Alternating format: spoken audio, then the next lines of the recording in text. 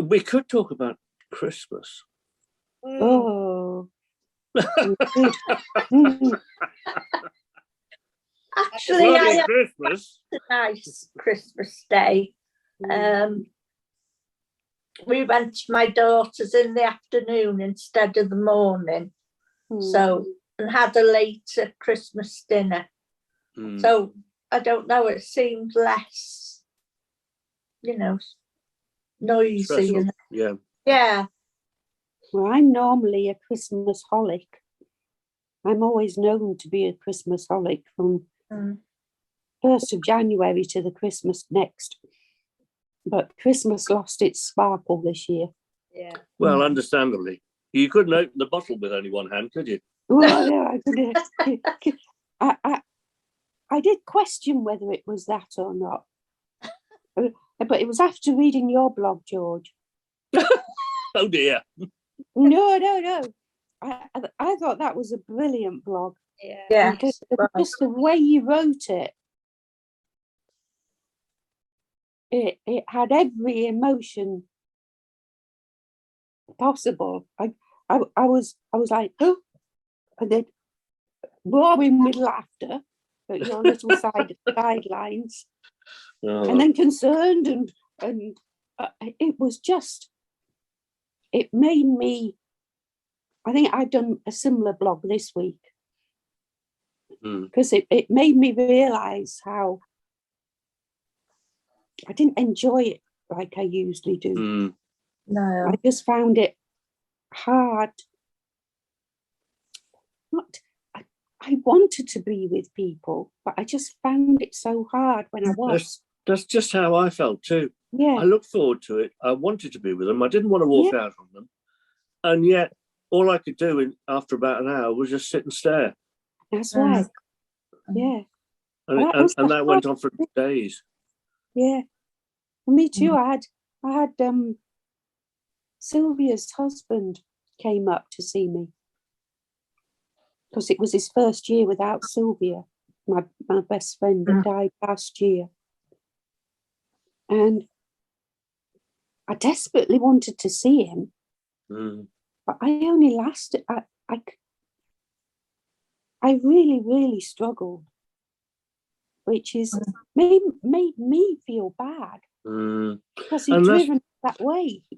That's part. I think I'm realizing that is what is probably the most distressing part of it.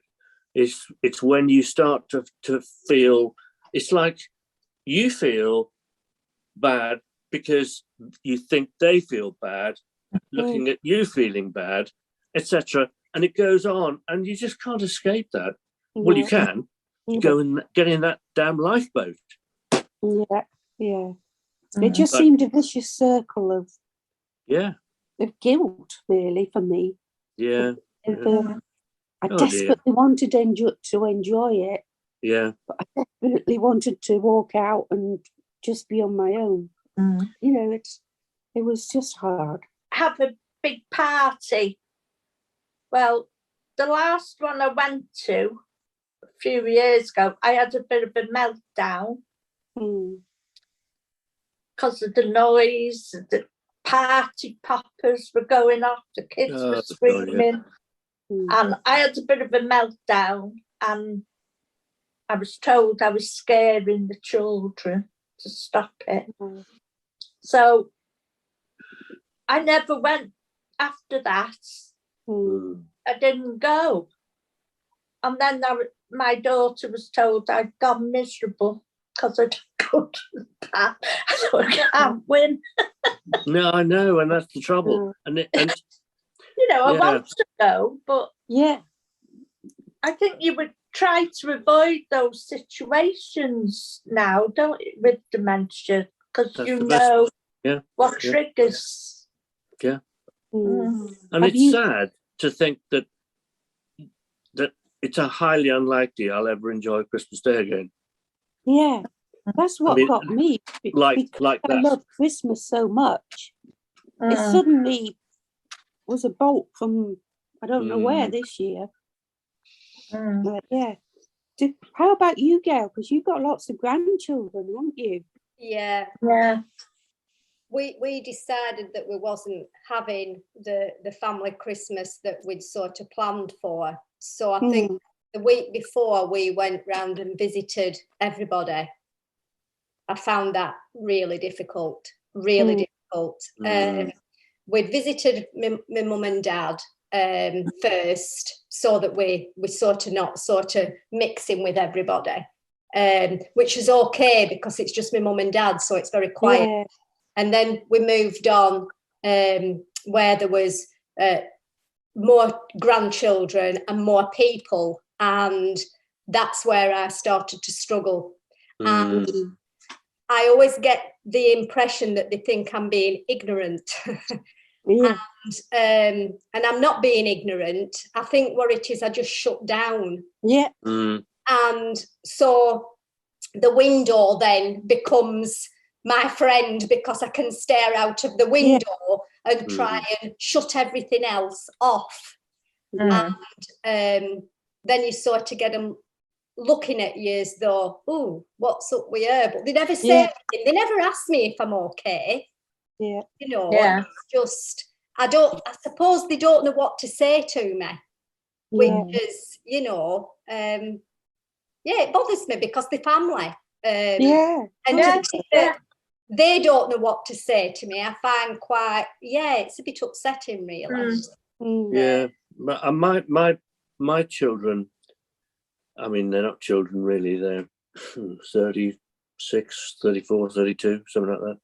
They, and two of them are healthcare people. And they don't really ever ask me about it. No. They'll do the usual. How are you? You know. Yeah. And William the doctor, he will worry if you know I might have COVID or something, but he doesn't go where. I mean, unless he's reading my blogs, I don't know if he is. He's in for a bit of a bloody shock. But I don't know, and I wish they would. Yeah. And sometimes I think I ought to actually say, okay, now sit down. We're going to talk about this. I'm going to tell you what it's like. Yeah. What you need to know. I don't know. I haven't done that yet, but I probably ought to. My daughters are not too bad. She tries to calm them down or tries to turn the toys off that are making a noise, because she knows that it does affect me. So she does try, but you can't tell children to sit down and be quiet. That's it, isn't it? And you don't want them to be. No, not when there's lots of toys around, and and I love watching them. This is, you know, it's it's almost like you need to watch them from a two-way mirror. Yeah. And knows that you're there, and just let them. Yeah. It's so. I think that's what one of the things that dementia takes away from you, isn't it? That being able to join in family occasions, which I miss, because I were always one that were dancing on the tables or being stupid, and I didn't drink. I didn't need to do that. No, never me. In a starfish outfit. My starfish outfit. So I do miss that side of me. Yeah. But I also, I've realised this Christmas, I've really missed my normality, which really affects me. Just not knowing what day it is because the TV programmes have changed. That's right. Yeah. I know. It's done me in too. I was just desperately longing for the routine to come back. Yeah. And it's so boring to other people, but it's what I need. Yeah. It's incredible. I've said exactly the same thing. Yeah. I lie in bed for about 15 minutes trying to figure out what day it is. Before I even get up. Yeah. Do you mean to check that it's worth getting up that day at all? Yeah. Oh, I can't stay in bed, me. Once I'm awake, I have to get up. But today, I've been really, well, all Christmas really, I've been bored. Because the things we look forward to that we're used to doing, even if it's just, Zooming, I really miss the Zooms. Yeah. For me, it was this, we haven't had any village bosses. They've all been gone. They're back tomorrow, and I can't wait to go on a bus, which is silly, but something. No, it's not silly. Back to that routine again. Yeah. Yeah. I can't get into town unless there's a bus, but there hasn't been any buses, so I haven't been anywhere. Yeah. It's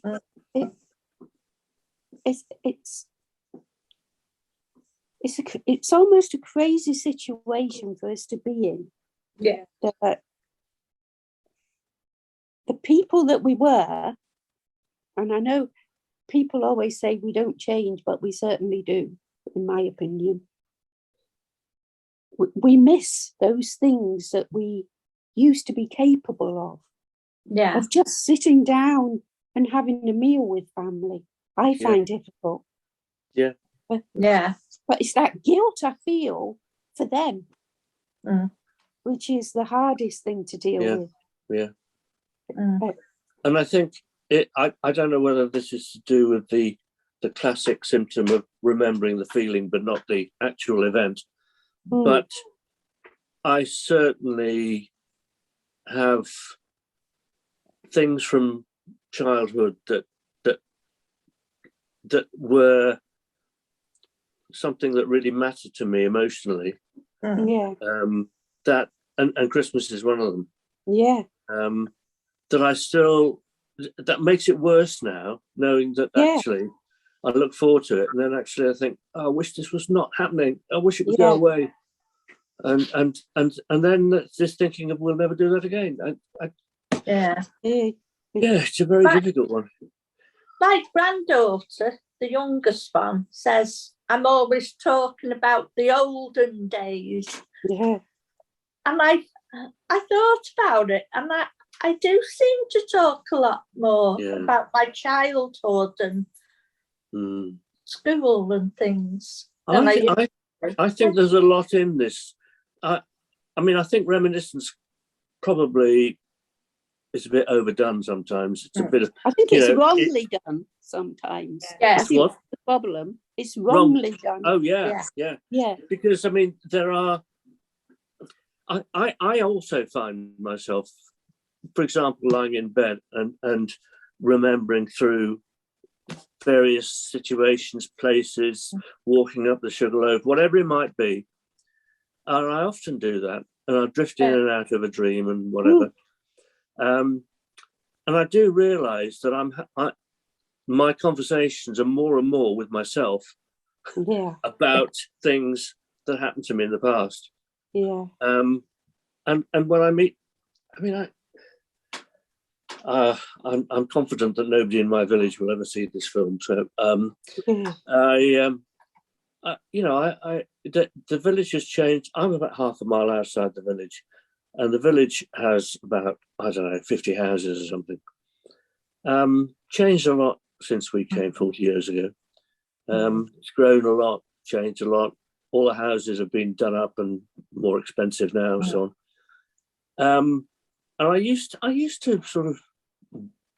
to know people quite well and meet them a lot. Nowadays, I just go through it, and occasionally I meet someone. But the other day, I passed a couple who I know where they live and so on, and they know me, who I am. But it was just a sort of, I don't want to talk to you.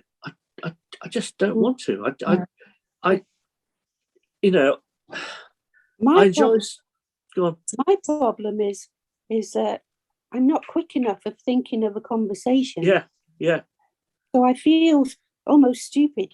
I love going out and meet, saying hello to people, smiling, but not stopping and having a conversation. Yeah, exactly. It's like when I go for a walk around Colmere, the lake with a dog. I love meeting quite a number of people who are regulars, And, Yeah. and Yeah. you know, we might stop and chat about the weather and chat Yeah, about the I can dog and cope with this and that. weather. And we ask how he's, oh, fine, yeah, great. Yeah. And that's it. And it's good fun. And you come away with a smile on your face. Yeah. Unless you meet one of those grumpy buggers. Not me, I hasten to add. But yeah, I do not want to have conversations No. with people. Yeah. It's just difficult to, go on, Gail. It's when they go into a deeper conversation. Yeah, that's it. I find that then I'm thinking, oh, what do I say to that? So I start to, my speech starts to stutter more. Yeah. And I can't get my words out right. And it's like a panic because I'm trying to be as I was before. Yeah. But it's just not happening. And then the more it doesn't happen, the more you worry about it. Yeah. So the hello, how are you is brilliant, but anything else, you sort of, right, see you later. I'm glad we had this conversation because I thought it was just me. No. I really No. really There's a did. lady in the village I've known for 40 years. And the other day, I saw her walking towards my door. And I just thought, oh, no. Oh, no, I don't want her to come in. You know, I didn't want to sit and talk to her. Yeah. The thing is, though, we'll talk to one another here, and it doesn't matter if we've to think of the words or if we're stuttering, because we're not going to judge one another, and we give each other time to think about what we're saying. Yeah. But when you're talking to anybody else, it's like they either try to put the words in for you or they're interrupting you all the time. Yeah. And I think we laugh with each other, don't we? Not at each other. Yeah.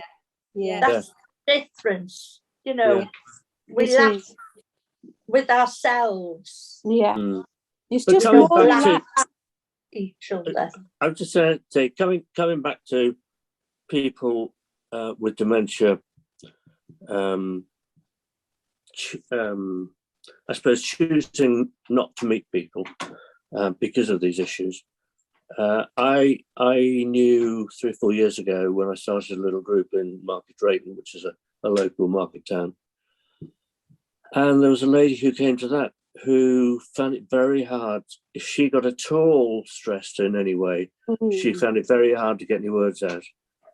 And she said she'd stopped walking into town, which was only a short walk, because if she met anybody, she wouldn't be able to get the sentence out, and she'd feel that they would feel that she was stupid.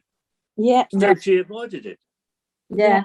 This morning, I got an email from someone down in the south of the county. Well, it was a daughter of someone in the south of the county, saying they'd found me on the Deep website or something. And could I advise anything about what her mum might do, or whether there was any support or something, who lives in a local South Shropshire market town.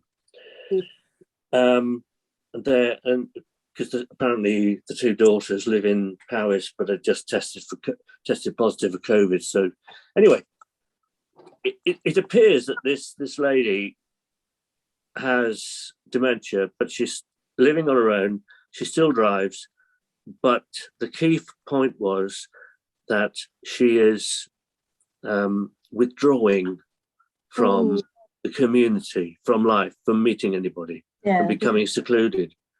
And I thought that is such a typical thing. It is. It is.